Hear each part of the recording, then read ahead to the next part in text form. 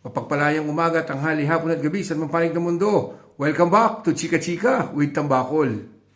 Nabalitaan mo na, nakita mo na sa social media ulit, saka sa mainstream media, yung bagong balita na kung saan merong isang mambabatas na nagsabing ipinopropose niya o ipinapanukala ang magkaroon ng batas na kung saan ang parusa sa mga magnanakaw na politiko at elected official sa ating bayan ay firing squad or kamatayan.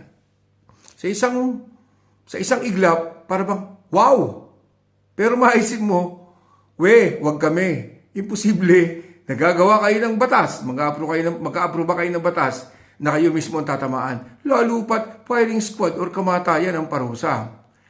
Sa isang iglap, tila ba dapat ako'y matuwa? Pero hindi.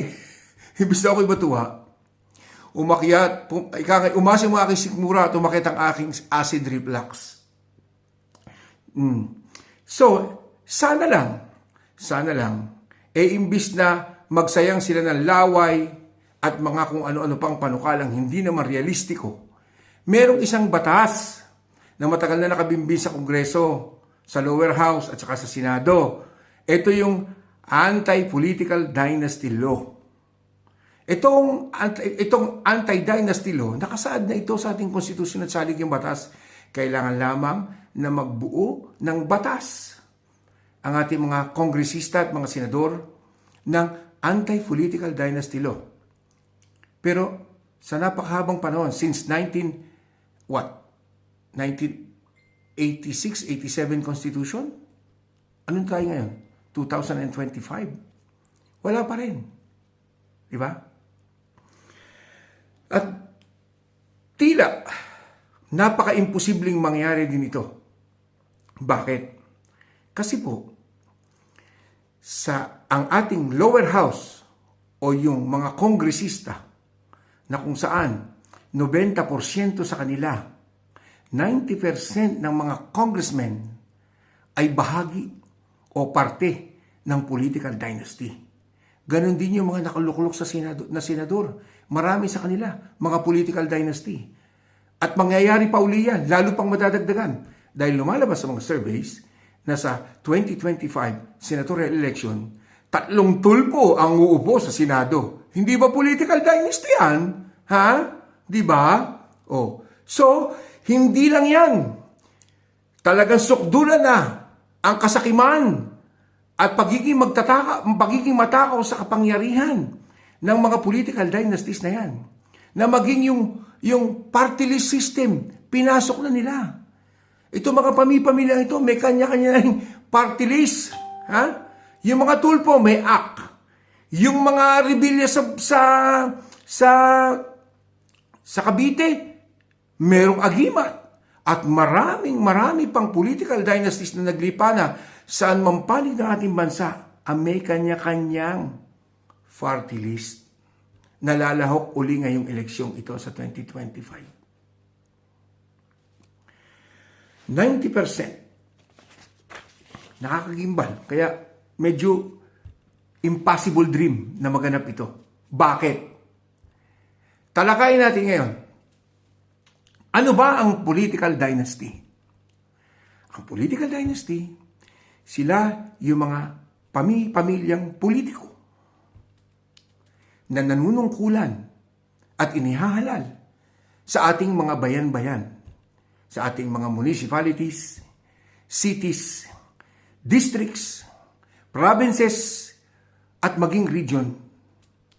Sila yung mga 10, 20, 30 taon, 40 taon, 50 taon nang nanunungkulan sa ating mga bayan. Ha? Sila. Hindi pwedeng iba, kundi sila lang. Andyan si tatay, andyan si lolo, andyan si nanay, andyan ang anak na si kuya, andyan ang anak na si ate, merong pamangkin, kasama pa mga apo, kasama pa mga pinsan. At higit sa lahat, kadalasan, pati yung mga kabit kasama pa. Yan ang mga political dynasties. Wala silang sawa. Wala silang sawa sa paghahangad ng kapangyarihan. Kung iisa-isahin natin sila, mauubusan tayo ng oras dito sa ating programa. Ganito na lang gawin mo. Ikaw, kababayan ko, saan ka mang panig ng Pilipinas naroon ngayon, nakakapanood nito. Ipikit mo ang mata mo at maiisip mong bigla kung sino ang political dynasties na nasa bayan mo. Kilala mo sila. Sila ay isang apelyido. Sila ay isang pamilya. Hawak nila ang pagiging mayor, vice mayor, congressman, councilors, board members, vice governor, governor.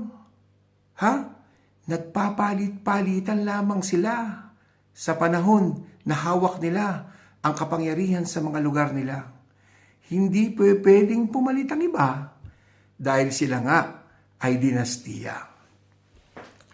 Ang mga political dynasties na ito na ginawang negosyo ang elective positions at public service. Sila'y nag-i-invest ng pera. Sila yung mga namimigay ng 500 piso pag nakita ka. Sila yung mga pagpanahon na merong sakuna daw, yung nakita mo doon nakasakay sa barko o sa bangka, nung panahon ng tagbaha, nag-aabot ng pera, imbis na makakain ng mga taong sinalanta ng bagyo at baha, pera ang isasampal sa'yo. Dahil mas madaling tandaan yung pera. Dahil ganun kadaling tandaan ng mga mamayang Pilipino na naghihirap ang pera. At dahil sa perang ito, tatanaw ka ng utang na loob sa mga political dynasties. At yan ay papalitan mo ng ginintuang boto tuwing panahon ng halalan. Political dynasties, nabanggit ko kanina, buong pamilya. At ano ang kanilang pamamaraan para manatili sila sa pwesto sa dekadang panahon sa kanilang mga bayan at lugar? Siyempre, kailangang manatili tayong mahirap. Kapos na sa lahat ng oras ng ating pangangailangan, kailangan natin ng gamot dahil tayong mahirap. Kailangan natin ng pangbayad sa ospital dahil tayo'y mahirap. Kailangan natin ng pambili ng kabaong at pampalibing dahil tayo'y mahirap. Kailangan natin ng pambayad ng tuition fee ng ating mga anak dahil tayo'y mahirap. At kanino tayo tatakbo? Siyempre, sa mga political dynasties na maraming pera, maluwag sa pera. At dahil dito sa ibinibigay nila sa atin, tatanawin natin ngayon itong malaking utang na loob tulad ng nabanggit ko kanina. Ganun lang. Kailangan ikaw, ako, sila na nakapailalim sa kanilang lugar, sa kanilang dinastiya, ay manatiling mahirap at umaasa sa kanila. At sa araw-araw na dumaraan ang panahon, mananatili tayong mahirap at mangmang. Dahil pag tayo ay umangat ang buhay, nagkaroon tayo ng maayos na pamumuhay, trabaho, medical system, healthcare system, at marami pang bagay, educational, hindi na tayo aasa sa kanila. At pag tayo malaya na, hindi na natin sila iboboto. Matututo na tayong maghanap ng ibang kandidato na mas kwalipikado, mas tapat, at hindi bahagi ng dinastiya ng mga magnanakaw at korap na politiko na nananatili sa ating mga bayan sa napakahabang panahon. Dekada. Marami dyan. At hindi natin maikukubli na kung sino-sino ang mga political dynasties na kilala. Yung pamilya ng ating Pangulo, dinastiya sa Ilocos Norte. Yung pamilya ng speaker, dinastiya sa parting Visayas. Naitanong niyo na ba kung maaliwan ang pamumuhay sa mga lugar nila? Hindi. Yung Ilocos Norte ang isa sa pinakabagsak na probinsya sa buong Pilipinas. Pero sinong gobernador? Sino congressman? Sino mga board members? Mayors? Puro Marcos. Eto pa, yung ipinagmamalaking Davao City daw na hawak ng mga Duterte. Lagi sinasabi ng mga zombies na Dutertards, ng mga DDS, na ang Davao daw ay may pagmamalaki dahil maunlad. Paano mo masasabing maunlad? Na nung Pasko, kilometro ang pila, ang haba ng pila.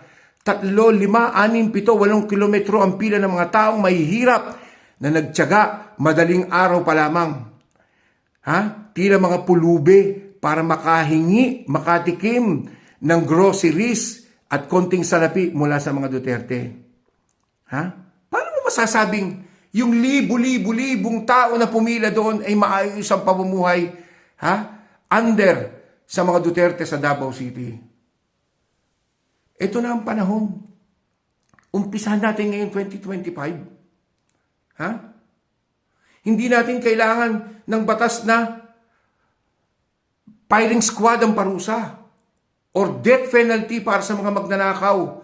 Ay pagka firing squad at death penalty, ay baka wala nang matira dyan. Ang matitira na lang dyan ay si Biko, si Magalong ng Baguio City, si Lenny Robredo ng Naga.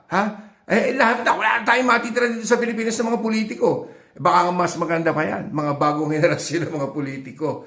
Mga tunay na lingkod bayan at hindi mga magnanakaw at kurap lamang.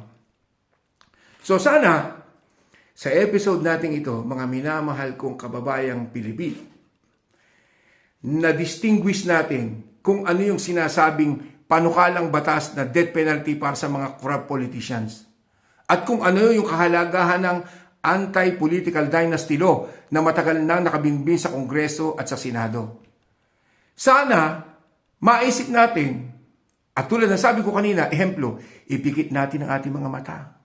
At lalabas sa ating mga imahinasyon at isipan kung sino-sino ba yung mga political dynasties na sa napakahabang panahon nanunungkulan sa mga bayan-bayan natin. At doon, isama mo na yung imahinasyon at itanong mo sa sarili mo, umangat ba ang pamumuhay mo? Umangat ba yung bayan mo? Dumami ba ang trabaho? O patuloy pa rin ang mga mamayan ninyo sa bayan ninyo tuwing may sakit pumipila kay congressman? Tuwing may mamamatay, hihingi ng pangkabaong kay mayor. Diba? Tuwing may kamag-anak na hospital, kailangan ng pirma ni congressman. Hindi naman trabaho ng congressman yun eh. Ang trabaho ng congressman, gumawa ng batas. Diba? Gumawa at magbuo ng batas para sa interes na nakararaming mamamayang Pilipino. At hindi kailangan magbigay si mayor sa'yo ng pambili ng kabaong. Galing daw sa sarili niyang bulsa. Huwag ka maniwala doon. Galing yun sa buwis. Ninakaw yun sa'yo. So sana, magising na tayo. Dito sa episode na ito, kumilitiman lang sa ating mga isipan. Baka nga naman pwedeng pag-isipan yung sinabi ni Tambakol. Di ba? At sa susunod na 2025 elections, kung meron mga kandidato na kalaban ng political dynasty sa mga lugar-lugar ninyo, sumugal na kayo doon. Huwag mo nang isipin na, hindi naman nagbibigay yan, walang pera yan, walang ibibigay yan. Walang ibibigay yan dahil hindi nagnakaw yan. Hindi nagbibigay yan dahil hindi magnanakaw yan. Di ba? Hindi tulad ng mga dekada na nakaupo sa inyo, pag may kailangan, kaya abot sa iyo. Para tumanaw ka ng utang na loob, tulad ng sabi ko kanina.